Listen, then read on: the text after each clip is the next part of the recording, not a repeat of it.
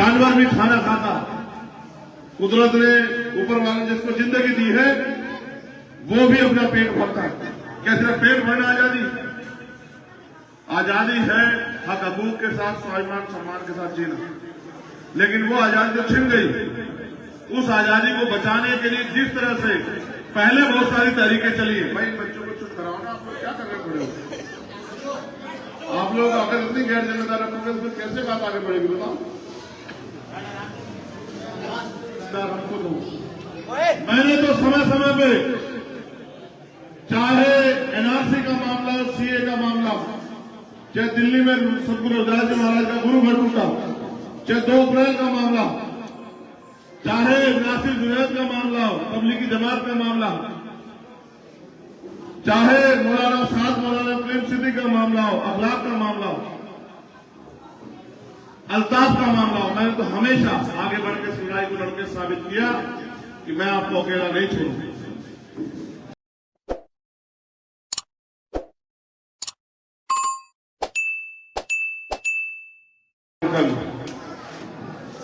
ये वोट का जो अधिकार है, ये बाबा साहब अम्बेडकर ने संविधान में इसलिए दिया है कि आप इस वोट की ताकत से अपने आप को मजबूत करो।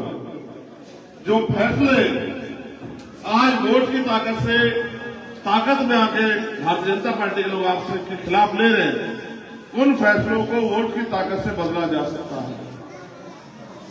ये जुल्म ज्यादती तभी तक चलेगी जब तक हम लापरवाह रहेंगे। और जिस दिन हम जिम्मेदार हो गए, जिस दिन हमने हालातों को समझ के फैसले लेने शुरू किए, मैं आपको लिख के देता हूं कि जुल्म ज्यादती भी रुक जाएगी। आज हम जो नौजवान लोग हैं, वो इस देश में रोटी रोजगार की व्यवस्था कर लेंगे, लेकिन आने वाली पीढ़ियों का क्या होगा, कभी हमने इसके बारे में सोचा? ये जो बच्चे इतनी बड़ी संख्या में यहां हैं, क्या वो इस देश में आजादी की जिंदगी जी पाएंगे? क्या उनको पढ़ने के लिए अच्छे तालीम के लिए अच्छे स्कूल, अच्छे कॉलेज और समस्या बीमारी होने पर अच्छे इलाज की व्यवस्था हो पाएगी? क्या उनको मुल्क में करने के लिए कारोबार रोजगार की आजादी रहेगी? क्या स्टेट में सरकारी सिस्टम नौकरियां रहेगी? तो जब हम इस बात को समझने का प्रयास करेंगे तो हमें ऐसा एहसास होगा कि शायद 10 साल बाद इस देश में सरकारी सिस्टम ही ना बचे। और जब सरकारी सिस्टम नहीं बचेगा तो जो गरीब लोग हैं वो कहां जाएंगे, उनके लिए क्या व्यवस्था होगी? कभी हमने इस बारे में सोचा? मैं तो बहुत जिम्मेदारी से जुल्म के खिलाफ, नाइंसाफ के खिलाफ लड़ता रहता हूं और ये कोशिश करता हूं कि लोगों को जगाता हूं, क्योंकि कोई अकेला आदमी इस लड़ाई को कामयाब नहीं कर सकता। लेकिन अगर हम मिलजुल जाए और सब लोग मिलकर इस लड़ाई के खिलाफ इनकलाब करें तो शायद ये लड़ाई कामयाब हो सकती है। आज आपने मुझे यहां बुलाया, कई घंटे इंतजार किया। मैं तो आपसे पूछना चाहता हूं कि आप इस मुल्क में उस दिन का इंतजार कर रहे हैं जब हम इस अपने मुल्क में 2 दर्जे के नागरिक बन जाएंगे? जब जो धार्मिक आजादी संविधान ने हमें दी, कारोबार करने की, पढ़ने की, तरक्की करने की आजादी दी, जब वो छिन जाएगी तब क्या उसके बाद हम लोग उस दिन का इंतजार हम लोग कर रहे हैं या उसके बाद हम लोग लड़ेंगे? आज अपने मुल्क में हम लोग क्या सह रहे हैं, ये आप सबसे छिपा हुआ नहीं। हमारा तो ये प्रयास है कि ये लड़ाई कामयाब हो, लेकिन ये लड़ाई बिना एकजुट हुए कामयाब नहीं हो सकती। जब जब आप एकजुट हुए, आप 70-75 साल पहले आपने बाबा साहब अम्बेडकर के रूप में एक ऐसी महान शख्सियत को ताकत देके भेजा जिन्होंने इस देश का संविधान लिख के हम सब लोगों को अपने मुल्क में आजादी से जीने का अवसर प्रदान किया। जिसके बाद दलित, पिछड़े, आदिवासी, मुसलमानों के बच्चे भी डॉक्टर, इंजीनियर, IAS, IPS बने, वकील बने और सियासत में भी उनकी भागीदारी हुई। लेकिन आज का दौर और खतरनाक हो चला। इस दौर में फिर से हमें एकजुट होकर इसके खिलाफ लड़ाई लड़नी पड़ेगी। जुल्म करने वाले से जुल्म सहने वाला ज्यादा दोषी होता है। हमेशा मैंने कोशिश की कि नाइंसाफी जुल्म के खिलाफ हम लोग लड़ें, और जब भी मैं अपने इन दोनों भाइयों से कहूंगा, जो इधर खड़े हैं मेरे दोनों भाई, मैं इनसे कहूंगा कि वो इधर आए, वो यहां सामने आए और आके इन साथियों के सामने बताएं कि आने वाला कल कैसा होगा अगर आप लापरवाह रहे। आपकी इसी लापरवाही से आज हम अपने मुल्क में अपनी बात को कहने के लायक भी नहीं रहे। अच्छे कपड़े पहनने से अच्छा खाने को आजादी नहीं कहते। आजादी ये होती है कि हमारे मुल्क में हैसियत क्या है, क्या हम तरक्की कर पा रहे हैं, क्या हम पे जुल्म होना बंद हो गया, क्या हम अपनी जीवन को अच्छा कर पाए, क्या हमारी रिश्तेदारी मजबूत हो गई है। ये सब चीजें आजादी तय करती है। जानवर भी खाना खाता, कुदरत ने ऊपर वाले जिसको जिंदगी दी है वो भी अपना पेट भरता है। क्या सिर्फ पेट भरना आजादी? आजादी है हक हकूक के साथ स्वाभिमान सम्मान के साथ जीना, लेकिन वो आजादी तो छिन गई। उस आजादी को बचाने के लिए जिस तरह से पहले बहुत सारी तहरीकें चली है, भाई बच्चों को चुप कराओ ना, आप लोग क्या करने पड़े हो? आप लोग अगर इतनी गैर जिम्मेदार रखोगे तो कैसे बात आगे बढ़ेगी बताओ? फिर आप ये इंतजार देख उम्मीद करते हो कि आपकी जिंदगी बदलाव हो जाएगा। जिन कौमों को बदलाव करना होता है वो कुर्बानी देने का जज्बा पैदा करते हैं, वो संघर्ष का जज्बा पैदा करते हैं। जिन कौमों को बदलाव करना होता है वो नाइंसाफी को देखते समझते अपने लोगों को तैयार करते हैं। बहुत तहरीकें चली जंग आजादी की लड़ाई जीतने के लिए, जिसमें मेरे जिले से भी एक तहरीक चली जिसको रेशमी रुमाल तहरीक कहते हैं। उस तहरीक ने बहुत से लोगों को तैयार किया और अंग्रेजों के पैर उखाड़ दी। मेरे बराबर के जिले से तहरीक चली जब तोपखाना सामने में लुटा गया। ये तहरीकें इस बात की गवाह है कि कोई भी चीज आसानी से नहीं मिली। जो आजादी इतनी मुश्किल से मिली थी वो आजादी छिनती जा रही है। जिस संविधान ने आजादी दी उस संविधान को खत्म किया जा रहा है, उसको कुचला जा रहा है। हमें इस संविधान को मिलकर बचाना पड़ेगा। यही संविधान है जो हमें इस मुल्क में कारोबार करने की, मस्जिद में जाने की, इबादत करने की तमाम तरह की जो अवसर प्रदान करता है। यही वो संविधान है जो हमारी आने वाली पीढ़ियों को इस देश में सुरक्षित रखेगा। यही वो संविधान है जिसने हमें वोट की ताकत दी, जिस ताकत के दम पे हम बड़े से बड़े ताना साहब को जमीन पर पटक सकते हैं और अपने बीच के व्यक्ति को ताकत देकर आगे बढ़ा सकते हैं। इस संविधान को अगर हमने नहीं बचाया तो हमें जो मुसीबतों का सामना करना पड़ेगा उसके जिम्मेदार हम खुद होंगे। मैंने तो समय समय पे चाहे एनआरसी का मामला, सीए का मामला, चाहे दिल्ली में सतगुरु रविदास जी महाराज का गुरु घर टूटा, चाहे 2 अप्रैल का मामला, चाहे नासिर जुनैद का मामला हो, तबलीगी जमात का मामला,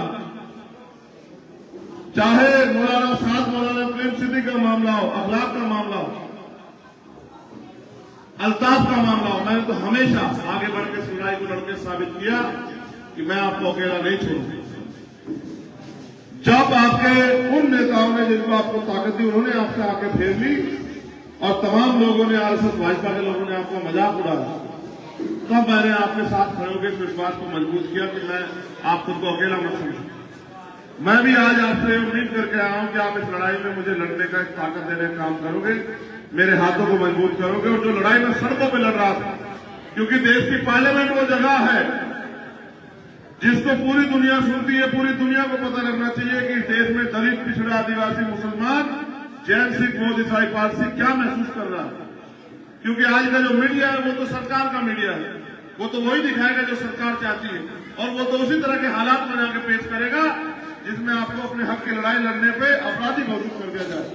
ये तो आपकी मेरी जिम्मेदारी है कि हम अपने फैसलों से अपने आने वाली नस्लों को मजबूत करें, और ये तभी मजबूत हो पाएगा जब जब आप लड़ने वाले लोगों का साथ दोगे।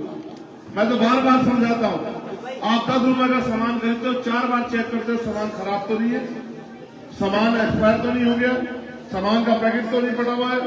लेकिन जब आप अपना कीमती वोट देने जाते हैं तो एक बार ये नहीं सोचते कि ये नेता आपका साथ देगा नहीं देगा, आपकी लड़ाई लड़ेगा नहीं लड़ेगा, आपकी आवाज बनेगा नहीं बनेगा। आपने जिनको वोट दी थी, ईमानदारी से बताओ, पिछली बार जिनको आपने एमपी चुना वो 5 साल में आपके बीच आए क्या? आपकी कोई लड़ाई लड़ी क्या? जब आपके खिलाफ कानून बने वो आपके साथ खड़े थे, आपकी मुखालफत में खड़े थे? आप बताओ, वो 370 पे कहां खड़े थे? वो 3 तलाक पे कहां खड़े थे? वो एनआरसी पे कहां खड़े थे? वो सीए पे कहां खड़े थे? वो जब जुल्म हुआ गरीबों कमजोरों पर वो कहां खड़े थे? तो अगर ऐसे लोगों को ताकत दोगे तो फिर आपके साथ जो जुल्म हो रहा है वो कम होगा या बढ़ेगा? आप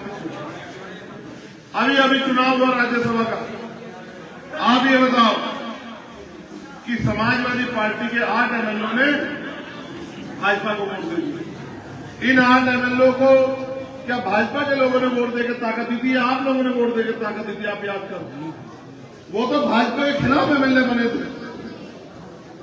बसपा के एक एमएलए उन्होंने भाजपा को समर्थन दे दिया। आप इनसे उम्मीद करते हो कि आपकी लड़ाई लड़े?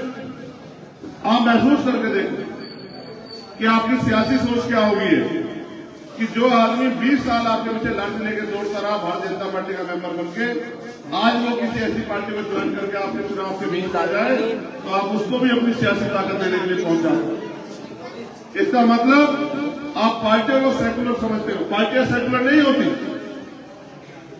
सेकुलर लोग होते हैं। सेकुलर का मतलब होता है इंसानियत, जिनकी इंसानियत सीबीआई ईडी इनकम टैक्स देख के बदल जाए, जिनकी इंसानियत मुकदमे और जेल देख के बदल जाए, आप उनसे उम्मीद करते हो कि आपकी लड़ाई लड़ेंगे? मैं तो आपको कहना चाहता हूं, ये नगीना लोकसभा आपने 3 बार यहां मेंबर ऑफ पार्लियामेंट चुना और हर बार आपने अलग व्यक्ति को मौका दिया और जिसको आपने ताकत दी उनको तराजू में तोल लो और चंद्रशेखर आजाद को तोल लो। अगर चंद्रशेखर आजाद काम में उनसे 10 कदम आगे ना निकले, आपका पता ना, तीनों को तोड़ लो, एक को छोड़ो, तीनों को रखो तराजू। मैंने तो ईमानदार से अब तक लड़ाई लड़ी सड़कों पे। अगर आप मौका दोगे तो सदन में जाकर लड़ूंगा और पूरी ताकत से आपकी आवाज बनूंगा। आपके खिलाफ होने वाले हर जुल्म को रोकने के लिए अपने खून का एक कतरा लगा के आपको ताकत देने लगा। ये लोकतंत्र है। पीछे हो जाओ, पीछे हो जाओ भाई, पीछे हो जाओ, पीछे हो जाओ। 2 लोग भी बैठे हैं, पीछे हो जाओ। मैं आपको दिखाता हूं, देखो एक कुर्सी यहां खाली पड़ी है लेकिन यहां कितने जिम्मेदार लोग खड़े हैं। मैं आपको सिर्फ यही बता रहा हूं कि अगर हमने कुर्सियों की ताकत समझी होती, हमने लोकतंत्र की ताकत समझी होती और काम करने वाले लोगों को मौका दिया तो आज हमारे साथ जुल्म नहीं होता। इसलिए जिन्होंने आपसे वोट लेकर आपसे मुंह फेर दिया, आज इस बार आप भी उनसे दूरी बना के इस बार आप भी अपने मन में तय करो कि हमें लड़ने वाले का साथ देना। क्योंकि जब एक लड़ने वाले का आप साथ दोगे तो पूरे मुल्क में जो हजारों लड़ने वाले उनके अंदर हिम्मत पैदा होगी कि जो लड़ने वाले लोग हैं उनकी मदद करने वाले लोग भी हैं, तो हजारों चंद्रशेखर पैदा हो जाएंगे जो दिन रात मेहनत करके आपकी आवाज बनने का काम करेंगे, आपकी लड़ाई लड़ने का काम करेंगे, आपको ताकत देने का काम करेंगे और जालिमों का डटकर मुकाबला करेंगे। और कहीं आप फिर उसी हालात में चले गए कि अजमाए हुए को अजमा लो, तो अजमाए हुए को अजमाओगे तो वही मिलता है जो आपको मिलता रहा। अगर आप उसी में मिलते रहने में और आज के हालातों में खुश है तो फिर कोई मतलब नहीं। परिवर्तन तो वो करेगा जिसको परेशानी है, जो इस हालात से निजात चाहता है, और जो इस हालातों में निजात नहीं चाहता वो परिवर्तन नहीं करेगा।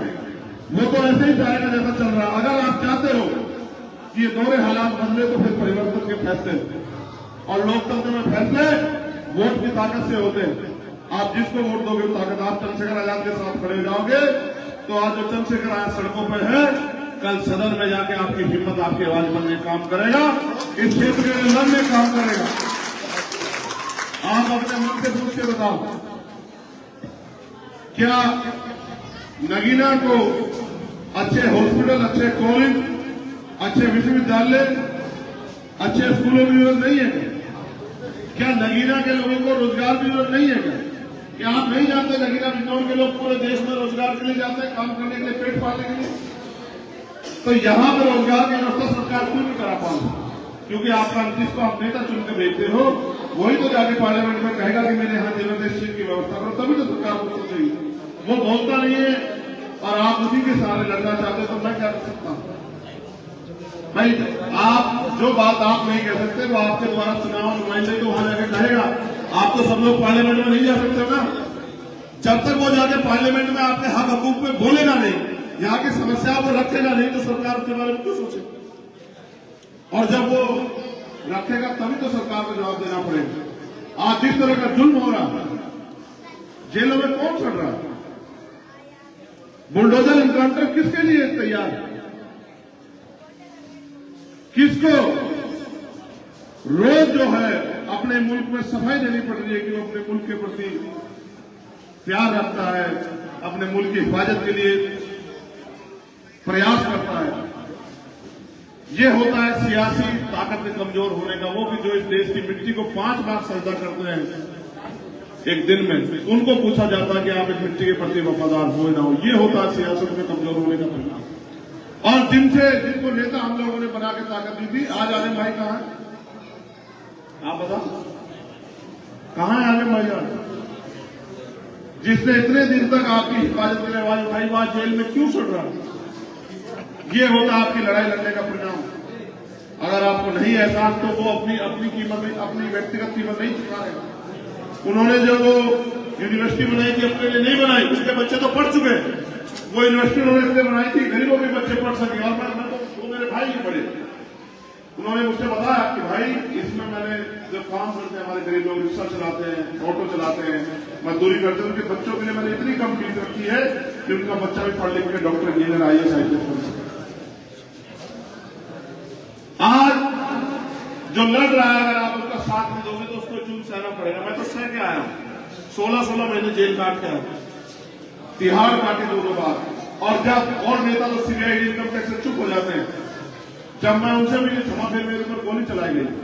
ये तो कुदरत की, मेरे गुरु और संतों महापुरुषों का आशीर्वाद, आप भाइयों का प्यार है, दुआएं हैं मेरी बहनों माओं की कि मैं जिंदा हूं। मैंने कभी सुविधा का रास्ता नहीं चुना। सुविधा का रास्ता चुनता तो आज रात में यहाँ 10 बजे नहीं आपके सामने खड़ा होता।